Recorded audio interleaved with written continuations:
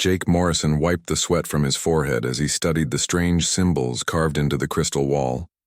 The alien writing glowed with a soft blue light that hurt his eyes if he looked too long. He had been working in these ruins for 3 weeks, and every day brought new mysteries.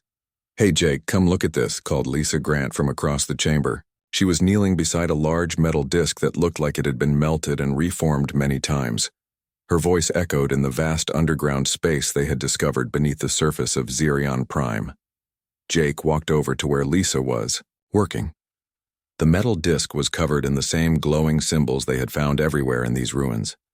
But this one was different. The symbols seemed to move and shift when he wasn't looking directly at them.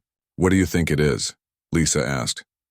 She brushed dirt away from the edge of the disc with careful movements. As a diplomat, she wasn't trained for this kind of work, but she had volunteered to help when their regular team got sick from eating bad food at the base camp. "I'm not sure," Jake said. He ran his hand over the smooth surface. The metal felt warm, almost alive. "Dr. Hayes thinks these ruins are at least 10,000 years old, maybe older. Whatever built this place was way more advanced than we are." Nina Hayes looked up from her equipment on the other side of the room. She was a xenobiologist, which meant she studied alien life forms, but she also knew a lot about ancient technology. "The energy readings are off the charts over here," she called out. Whatever this place was, it used massive amounts of power. Jake's team had been exploring space for the Earth Colonial Administration for 5 years. They found new planets, studied alien ruins, and made maps for future colonists. It was usually boring work. Most planets they visited were empty rocks with nothing interesting on them. But Xerion Prime was different. The planet looked normal from space. It had blue oceans, green continents, and white clouds just like Earth. But when they landed, they found ruins everywhere. Huge cities that had been abandoned for thousands of years. Technology that still worked even though no one knew how to fix it. And in the center of the largest city, this underground chamber that seemed to go on forever. "Jake, you need to see this," Nina said. Her voice sounded worried. She was pointing at a screen that showed energy patterns. The lines on the screen were jumping up and down like a crazy person's heartbeat. Jake walked over to look at the screen. The energy readings were getting stronger every minute. "What's causing it?" he asked. "I think we are," Nina said. "The ruins have been sleeping for thousands of years, but when we started exploring them, we woke something up. The whole complex is coming online." As if to prove her point, the crystal walls around them began to glow brighter. The blue light spread from symbol to symbol like water flowing downhill. Soon the entire chamber was filled with brilliant light. "Should we leave?" Lisa asked. She sounded calm, but Jake could see she was scared. They all were. Jake thought about it. They had protocols for situations like this. When they found active alien technology, they were supposed to report it to headquarters and wait for instructions. But headquarters was 3 months away by the fastest ship, and the technology here might shut down again if they left. "Let's give it a few more minutes," Jake said. "If things get dangerous, we'll evacuate." That was when the metal disc Lisa had been studying started to spin. It rotated slowly at first, then faster and faster. The symbols on its surface began to pulse with bright light. The air above the disc started to shimmer like heat waves rising from hot pavement. "Jake," Nina said. Her voice was barely a whisper. "The energy readings just went beyond anything I've ever seen. This thing is drawing power from somewhere else, somewhere far away." The shimmering air above the disc began to take shape. It looked like a doorway made of light and energy. Through the doorway, Jake could see stars and planets rushing past, at impossible speeds. It was like looking through a window into space itself. "It's some kind of transportation device," Jake said. He had read about theoretical technology like this in science journals, but seeing it work was completely different from reading about it. Then something reached through the doorway. It wasn't a hand or a tentacle. It was made of pure energy, but it moved like it was alive. The energy wrapped around Jake before he could move away. "Jake!" Lisa shouted. She tried to grab his arm, but the energy was already pulling him toward the doorway. Jake felt himself being stretched and compressed at the same time. The chamber around him disappeared. Lisa and Nina's voices faded away. He was flying through space faster than light, seeing galaxies pass by in seconds. Then everything stopped. Jake found himself standing in a place that couldn't exist. He was on a platform made of what looked like solid starlight. Around him stretched an endless void filled with swirling colors and distant stars. And standing in front of him were 7 beings that were definitely not human. They were huge, at least 20 feet tall. Their bodies seemed to be made of different kinds of energy. One looked like it was made of fire. Another appeared to be made of water that moved in impossible patterns. A third looked like a living storm cloud. When they spoke, their voices came from everywhere at once. They didn't use words Jake could understand, but somehow he knew what they were saying. "Human from the young world," they said. "We have called you here because we need your help. A great evil threatens all life in the galaxy. Even we, who are called gods by countless worlds, fear what is coming." Jake tried to speak, but no sound came out. He was still trying to understand what had happened to him. "Do not be afraid," the beings continued. "We are the Primarchs. We have watched over this galaxy since before your species learned to make fire. But now our greatest servant has turned against us. He has become something terrible. Something that grows stronger by destroying entire worlds." Images flashed in Jake's mind. He saw planets being drained of all life. He saw stars going dark. He saw fleets of ships larger than Earth's moon spreading destruction across the galaxy. "His name is Vex Karada," the Primarchs said. "Once he served us faithfully, but power has corrupted him. He has learned to steal the life force of entire civilizations. With each world he destroys, he becomes more powerful. Soon, even we will not be strong enough to stop him." Jake finally found his voice. "Why are you telling me this? I'm just one person. I'm not even a soldier. I study old ruins." "Because," the Primarch said, "humans are special. Your minds work differently than other species. Karada's power comes from his ability to control the thoughts of others, but humans resist such control. You are the only hope we have left."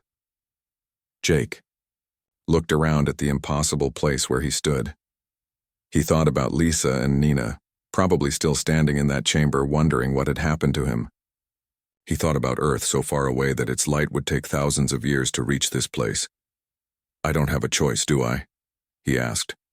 The Primarch's response felt like a cold wind blowing through his soul. "No, human, you do not." Jake woke up on a metal floor that felt cold against his cheek. His head hurt like someone had hit him with a hammer. The last thing he remembered was standing in that impossible place with the 7 giant beings made of energy. Now he was somewhere completely different. He sat up slowly and looked around. He was in what looked like the bridge of a spaceship, but it was bigger than any ship he had ever seen. The walls curved up and disappeared into darkness above. Strange lights blinked on control panels that stretched as far as he could see. "You're awake," said a voice behind him. Jake turned around and saw a woman walking toward him. She looked human, with short brown hair and tired eyes. She wore a uniform he didn't recognize. "Who are you?" Jake asked. He tried to stand up but felt dizzy and sat back down. "I'm Captain Lisa Grant," she said. "I was pulled from Earth just like you were. I was working on a colony ship near Alpha Centauri when those things grabbed me." She helped him stand up. "How are you feeling?" "Like I got hit by a truck," Jake said. "Where are we?" "They call this ship the Stellar Dawn," Lisa said. "It belongs to our new crew, and before you ask, yes, they're all aliens. Most of them don't think much of humans." Jake looked around the bridge again. Now he could see other figures working at the control panels. They were definitely not human. One looked like it was made of living crystal. Another was covered in thick gray skin and stood at least 8 feet tall. A third creature looked almost human except for the blue skin and extra arms. "The Primarchs gave us this ship and crew," Lisa continued. "They expect us to somehow stop this Karada guy who's destroying planets. Personally, I think they're crazy, but we don't have much choice." A door opened and another human walked onto the bridge. She was a small woman with red hair tied back in a ponytail. She carried what looked like a tablet computer. Jake Morrison. I assume, she said. I'm Dr. Nina Hayes. I was studying ancient technology on Mars when the Primarchs decided I would be useful. She didn't sound happy about it. Jake was confused. Nina? But you were with me on Xerion Prime. How did you get here? Nina shook her head. Different Nina Hayes. Apparently there are a lot of humans with that name. The Primarchs grabbed several of us from different places. She showed him the tablet. I've been trying to understand the technology on this ship. Most of it is thousands of years ahead of anything we have on Earth. The crystal creature turned away from its control panel and walked over to them. When it moved, it made a sound like wind chimes. When it spoke, its voice sounded like music. The humans are awake, it said. Good. We have received new information about Karada's location. He has attacked 3 more star systems since you arrived. Jake stared at the creature. You can talk? My name is Zephyr, it said. My people were among the first Karada destroyed. He turned our homeworld into a dead rock in less than an hour. I am the only survivor of my species. The big gray creature stomped over to join them. When it spoke, its voice sounded like rocks grinding together. I am Thorak of the Krellian Empire. My people served the Primarchs for 10,000 years. We were proud warriors. Karada destroyed our fleets like they were toys. Jake felt overwhelmed. He was a simple explorer who studied old ruins. Now he was supposed to lead a team of aliens against someone who could destroy entire civilizations. I don't understand, Jake said. Why do the Primarchs think I can help? I'm not a soldier. I'm not a leader. I just dig up old stuff and try to figure out what it was used for. Because you're human, said the blue-skinned alien. It had 4 eyes and spoke with a voice that sounded like 2 people talking at the same time. I am Commander Vex. My species has fought Karada for 50 years. We have the best weapons in the galaxy, the strongest shields, the fastest ships. None of it matters. Karada looks at us and we cannot move. Our minds become his to control. Lisa nodded. That's what the Primarchs told me too. Humans have something different about our brains. We can't be controlled the way other species can. Nina held up her tablet. I've been studying the reports about Karada's attacks. He doesn't just destroy planets with weapons. He somehow takes control of the people living there. He makes them attack each other or shut down their own defenses. Then he drains all the life energy from the planet. Jake walked over to one of the big windows that showed space outside. He could see stars in every direction, but they looked wrong somehow. Some were too bright. Others seemed to flicker like candles in the wind. Those are the systems Karada has attacked, Zephyr said, following his gaze. The bright ones are stars he has fed with stolen energy. The flickering ones are dying because he drained too much from them. Jake counted the strange stars. There were dozens of them, maybe hundreds. Each one represented billions of people who had died. How long has this been going on? He asked. 15 years, Thorak said. At first, the Primarchs thought it was just a rebellion. Karada had been their most trusted commander for centuries. They could not believe he would turn against them. By the time they realized the truth, he was already too powerful for them to stop. The alarm started beeping somewhere on the bridge. Commander Vex hurried to one of the control panels and started pushing buttons with all 4 of his hands. What is it? Lisa asked. Distress signal, Vex said. The Altair system is under attack. Karada's ships have surrounded the 4th planet. Population 20 billion. Jake felt sick. 20 billion people were about to die and there was nothing he could do about it. How long until we can get there? He asked. 6 hours at maximum speed, Thorak said. But it will be too late. Karada's attacks usually last less than 2 hours. Jake thought about what the Primarchs had told him. They said humans were special because they couldn't be controlled. But what good was that if he couldn't save anyone? Can we send a warning? He asked. Tell them to evacuate? Nina shook her head. Karada jams all communications when he attacks. And even if we could warn them, where would they go? You can't evacuate 20 billion people in 2 hours. Jake watched the stars and thought about all the people who were going to die. He thought about his team back on Zerion Prime, probably still wondering what had happened to him. He thought about Earth, so far away that these aliens probably didn't even know where it was. "Set course for Altair," he said. "Jake," Lisa said quietly. "We can't save them. We'll just get there in time to watch them die." "Maybe," Jake said. "But we have to try. If I'm really supposed to be some kind of hope for the galaxy, then I need to start acting like it." Thorak made a sound that might have been laughter. "The human has spirit. I like that." "Very well, Commander Morrison. We go to Altair." Jake wasn't sure when he had become a commander, but he didn't argue. He watched the stars change as the ship turned toward the Altair system. In 6 hours, he would face Karada for the first time. He had no idea what he was going to do when that happened. But for the first time since the Primarchs had grabbed him, Jake felt like he had a purpose. Even if he couldn't save Altair, he could learn something about his enemy. And maybe that knowledge would help him save the next world.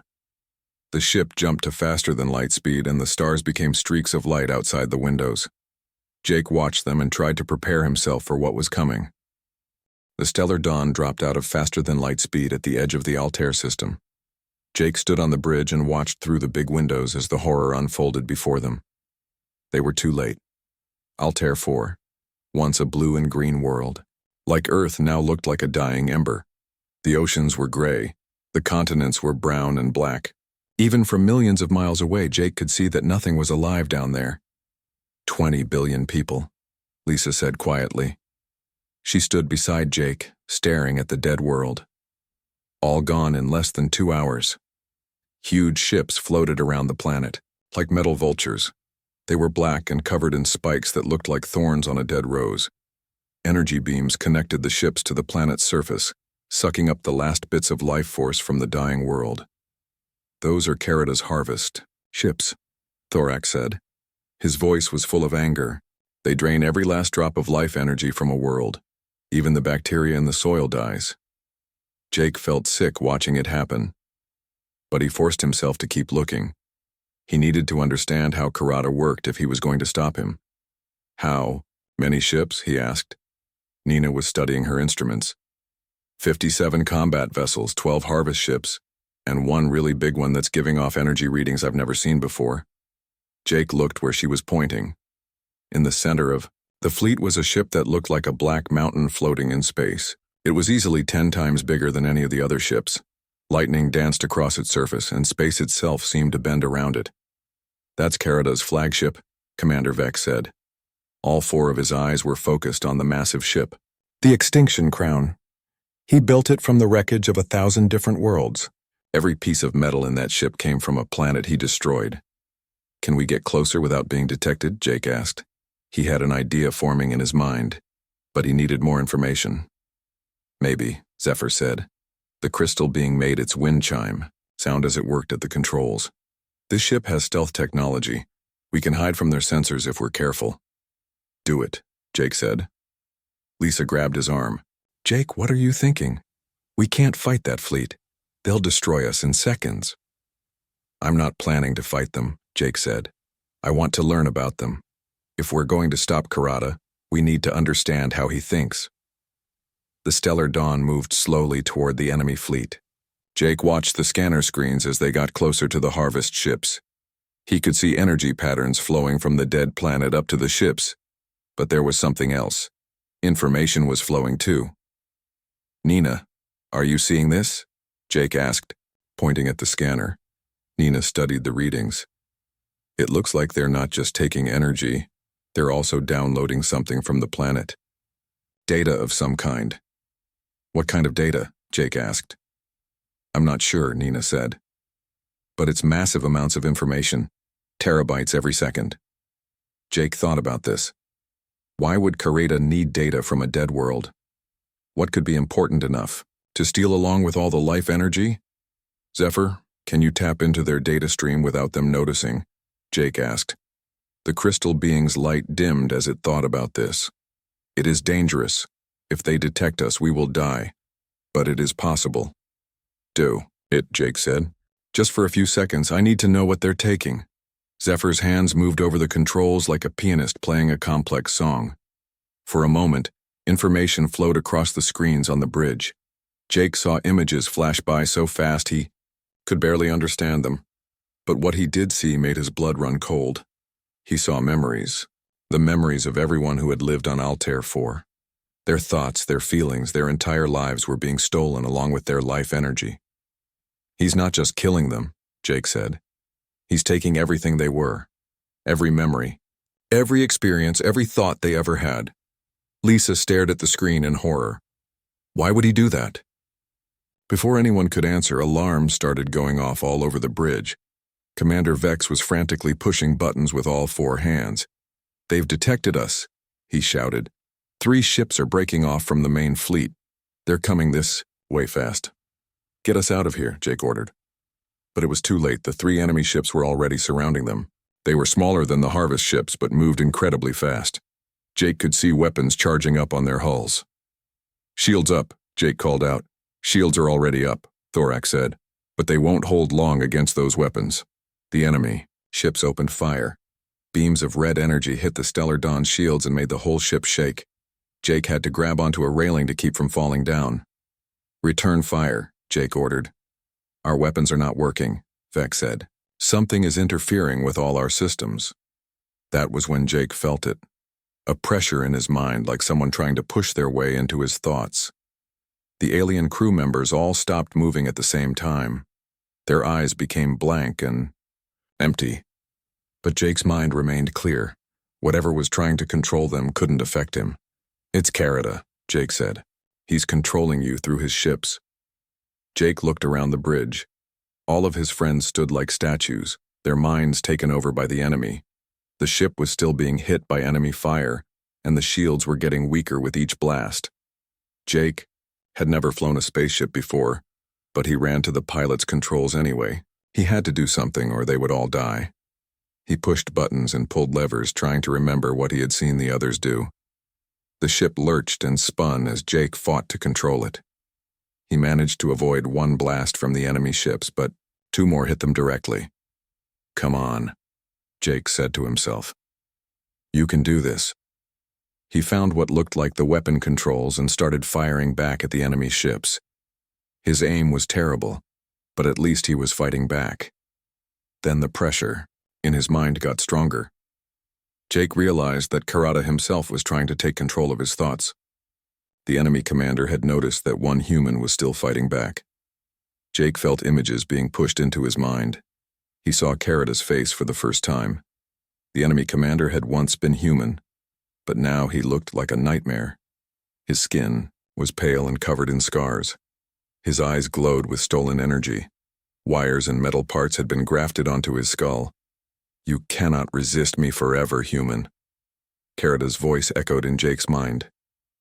"I know what you are. I know why the Primarchs sent you, but you are too late. Soon I will have enough power to kill the gods themselves." Jake gritted his teeth and pushed back against the mental invasion. "We'll see about that." He managed to get 1 lucky shot that hit an enemy ship's engine.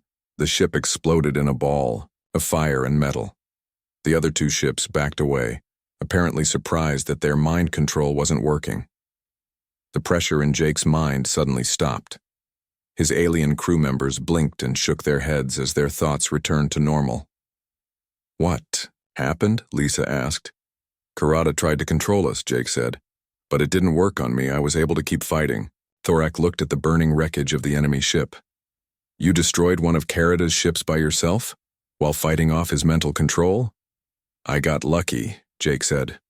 "No," Zephyr said, its crystalline body glowing brighter. "You proved what the Primarch said was true. Humans really are immune to Carida's power." Nina was studying her instruments again. "The main fleet is moving away from Altair 4. I think we scared them." Jake watched the massive ships disappear into faster-than-light speed. They had learned something important today, but the cost had been terrible. An entire world was dead and they had barely escaped with their lives. "Set course for the nearest inhabited system," Jake said. "We need to warn them that Carida is coming." As the Stellar Dawn jumped to light speed, Jake thought about what he had seen in Kurata's mind. The enemy commander was collecting more than just energy from the worlds he destroyed. He was building a library of stolen memories and experiences from billions of dead people. Jake didn't know why yet, but he was sure it was important. And somehow, he was going to use that knowledge to stop Kurata before he could kill the gods and destroy the galaxy. Jake stood in the ship's data center, surrounded by screens showing captured information from Kurata's fleet. For 3 days, Nina had been working to decode what they had stolen during their escape from Altair. What she found changed everything. "Jake, you need to see this," Nina said. Her face was pale and her hands shook as she pointed at the main screen. "I finally broke through their encryption. This is Kurata's personal log. His real name was Alex Vex." The screen showed a man who looked completely human. He had brown hair, green eyes, and wore an old Earth military uniform that Jake recognized from history books. The man in the recording looked tired but determined. "Personal log, Commander Alex Vex, Earth Colonial Fleet," the recording said. "Day 127 since the wormhole accident. The Thanarian Empire found me drifting in space and brought me to their home world. They say I'm the first human they've ever seen." Jake felt cold. "That's impossible. Earth didn't have a colonial fleet 300 years ago." "Keep watching," Nina said. The recording continued. "The Thanarians are impressed by my resistance to their psychic abilities. They say most species can be controlled through mental manipulation, but humans are different. They want me to serve as a military advisor." More recordings played one after another. Jake watched as Alex Vex became a trusted commander in an alien empire. He led fleets to victory against pirates and rebels. He helped the Thanarians expand their territory across dozens of star systems. And always, he served the beings he believed were gods. "The Primarchs have blessed our people for thousands of years," Alex said in one recording. "They guide us toward peace and prosperity. I am honored to serve such benevolent gods." But as the recordings went on, Jake could see Alex starting to change. His face became harder, his eyes grew cold, and slowly, he began to question what he was seeing. "I found something in the temple archives today," Alex said in a recording dated 50 years later. "The Primarchs are not gods. They are parasites. They feed on the worship and life energy of entire civilizations. Everything I've done, every war I've fought, has been to help them maintain control over their food sources." Jake watched the man on the screen struggle with this revelation. Alex had spent decades believing he was serving benevolent gods, only to discover they were monsters. "I cannot let this continue," Alex said in his final recording. "The Primarchs have enslaved countless species across the galaxy. They cause wars to generate the fear and desperation they feed on. I will find a way to stop them, no matter what it costs." The recording ended. Jake stared at the blank screen, trying to understand what he had just learned. "Kurata was human," Lisa said quietly. She had been watching the recordings too. "He was trying to save the galaxy from the Primarchs."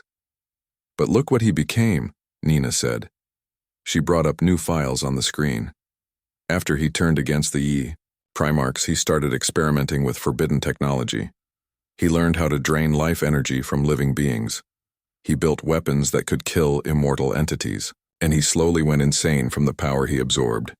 Jake studied the technical diagrams that filled the screen. Kurata had built something called the God Forge, a massive machine that could transform the life force of entire planets into pure energy. But there was something else in the designs that caught Jake's attention. "Nina, what's this component here?" Jake asked, pointing at a strange symbol in the center of the God Forge diagram. Nina zoomed in on the symbol. "I'm not sure. It's some kind of storage device. But the capacity readings don't make sense. It says it can hold the memories and experiences of trillions of beings." Jake remembered what he had seen at Altair 4. Kurata wasn't just stealing life energy from the planets he destroyed. He was also taking the memories of everyone who lived there. "He's building a library," Jake said. "Every person who ever lived on those worlds, their entire lives are stored in that machine." "But why?" Lisa asked. Jake thought about Alex Vex's recordings. A man trying to save the galaxy who had been corrupted by the very power he needed to fight the gods. Because he's trying to bring them back, Jake said. All the people who died because of the Primarchs. All the civilizations that were destroyed to feed their hunger. He thinks if he can kill the gods and take their power, he can resurrect everyone who ever suffered under their rule. Thorak made a growling sound. That is madness. The dead cannot be brought back to life. Maybe not, Jake said. But Karada believes it's possible, and he's willing to destroy the galaxy to try. Commander Vex walked over to join them. We have received a priority message from the Primarchs, he said.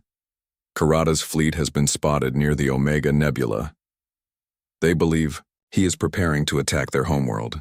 Jake felt his heart sink. The Omega Nebula was where the Primarchs lived.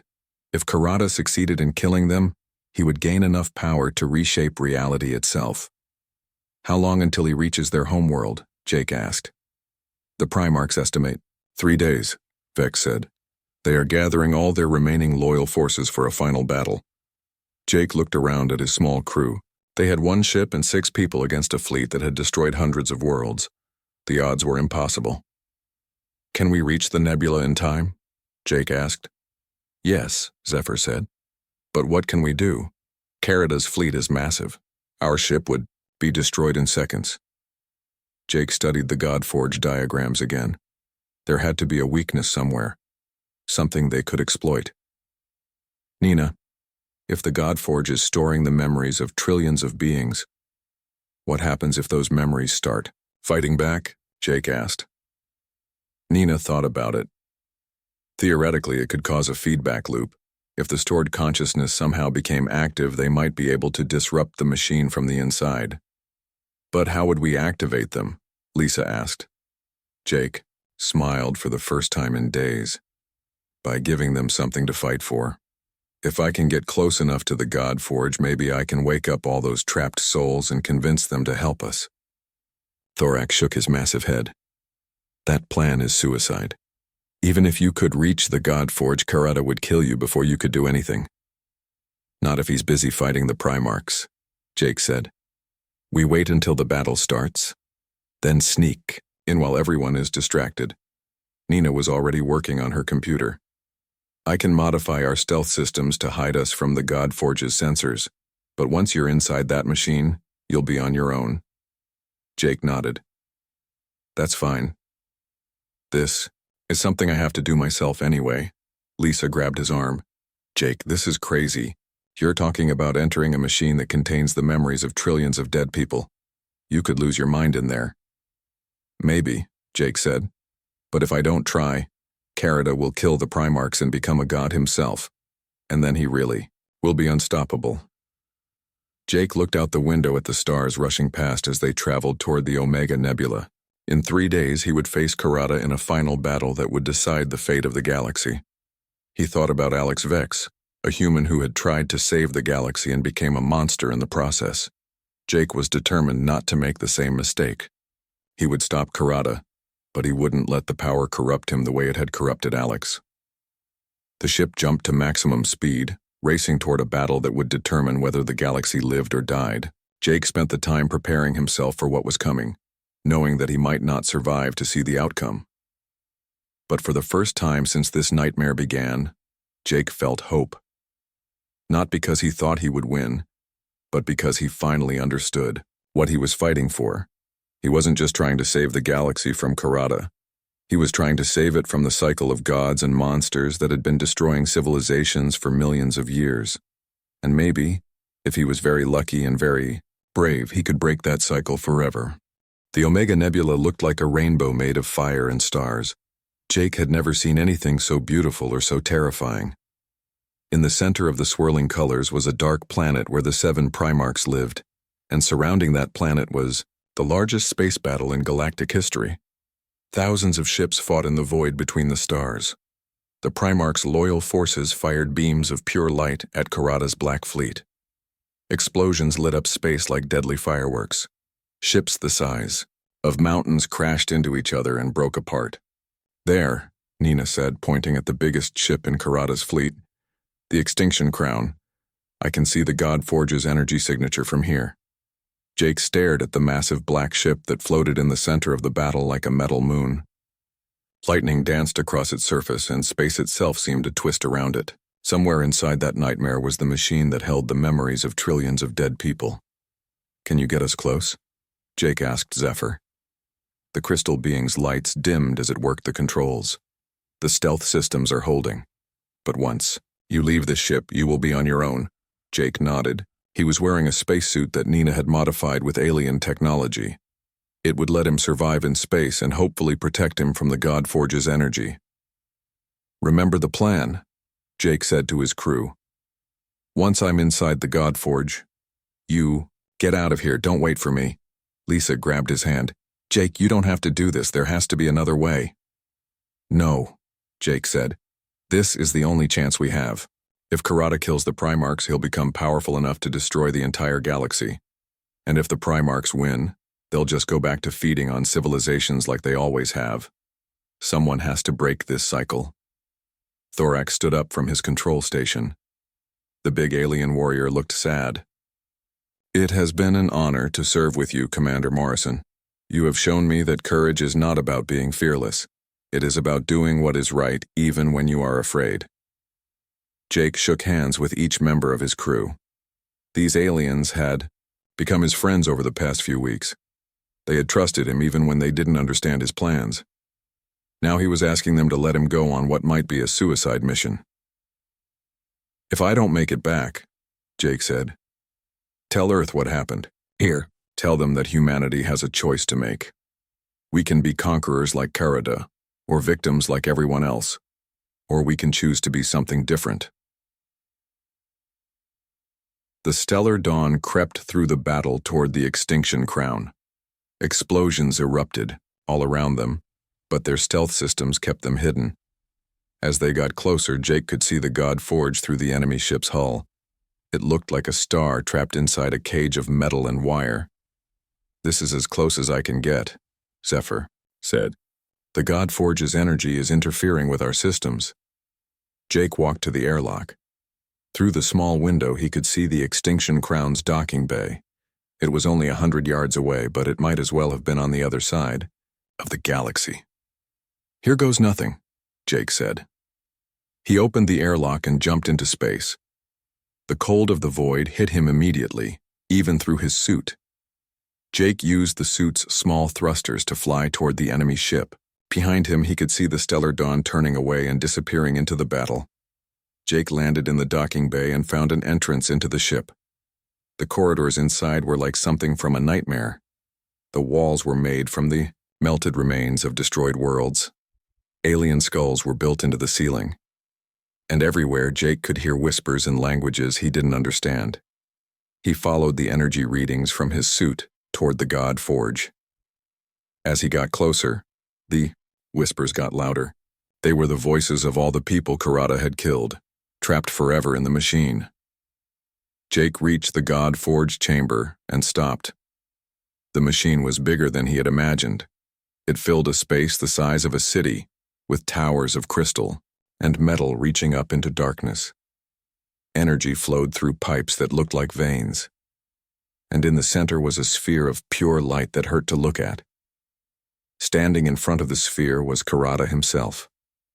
The enemy commander had once been human, but now he looked like a monster. His skin was pale and covered in scars. Metal wires grew out of his skull. His eyes glowed with the stolen life force of billions of people. I wondered when you would come, Kurata said without turning around. The human who thinks he can save the galaxy. Jake walked closer, trying not to show how scared he was. You were human once too. Your name was Alex Vex. You wanted to help people. Kurata laughed, and the sound made Jake's skin crawl. Alex Vex was weak. He believed in hope and mercy. I am stronger now. I have the power to fix everything the Primarchs broke. By destroying everything, Jake asked, you've killed trillions of innocent people. To save countless more, Kurata said. When I absorb the Primarch's power, I will resurrect everyone, whoever died because of their cruelty. I will create a perfect galaxy where suffering does not exist. Jake looked at the sphere of light.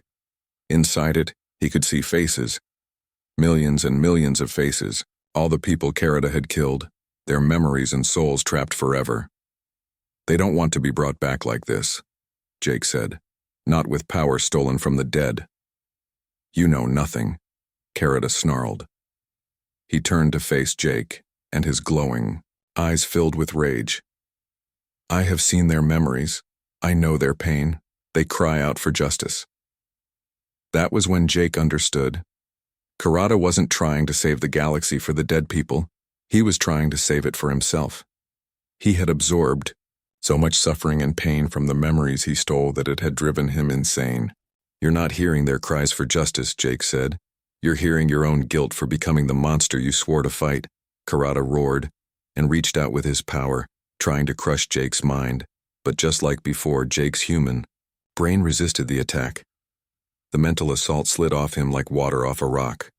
Impossible, Carida whispered. Jake ran toward the sphere of light. I'm sorry, Alex, but I have to stop you. He jumped into the sphere before Carida could stop him. Instantly, Jake was surrounded by the memories of trillions of beings. Their voices filled his mind, telling him about their lives, their loves, their fears and their dreams. But they weren't crying for revenge like Carida believed. They were asking for peace. They wanted their suffering to end, not to be used as fuel for more destruction. Help me, Jake said to the trapped souls. Help me stop this madness. The response was immediate. Millions of voices joined together in a single purpose. The God Forge began to shake as the stored memories fought back against the machine that held them prisoner. Carida screamed as his power source turned against him. The energy he had stolen began flowing back out of the God Forge, returning to the dead worlds where it belonged. Stars that had been dimmed by his attacks began to shine brightly again. Jake felt the machine breaking apart around him. The sphere of light cracked and shattered, releasing the trapped souls into whatever came after death. As they faded away, Jake heard them whisper a single word, "Thank you." The God Forge exploded in a blast of pure energy. The Extinction Crown broke apart like a toy. Across the battlefield, Carida's fleet suddenly stopped fighting as their power source disappeared. Without the stolen energy to fuel them, the ships went dark and drifted helplessly in space. Jake found himself floating in the wreckage, somehow still alive. His suit had protected him from the explosion, but barely. In the distance, he could see the Primarch's ships surrounding the remains of Carida's fleet. The battle was over. The galaxy was saved. But Jake felt empty inside. So many people had died to reach this moment. So many worlds had been destroyed, and for what? So that one cycle of gods and monsters could end, only for another to begin. That was when the stellar dawn appeared beside him. The airlock opened and Lisa's voice came through his radio. "Jake, are you okay?" "I'm alive," Jake said. "Is everyone safe?" "We're all here," Nina said. "The Primarchs want to talk to you. They're offering to make you a god as a reward for stopping Carida."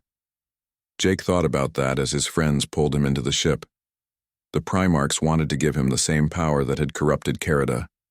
They still didn't understand that. Power was the problem, not the solution. "Tell them no," Jake said. "Tell them I just want to go home." As the stellar dawn flew away from the battlefield, Jake looked back at the Omega Nebula. The Primarchs were already starting to rebuild their fleets. Soon they would go back to ruling the galaxy like they always had. But something had changed. Word of what happened here would spread. Other species would learn that the gods could be defeated. And maybe, someday, the galaxy would find a better way to live than under the rule of gods or monsters. Jake closed his eyes and thought about Earth. He had a lot to tell them when he got home. About the wonders of the galaxy, and about the dangers that waited among the stars. But most importantly, he had to tell them about the choice that every species eventually faced. The choice between becoming gods, monsters, or something better.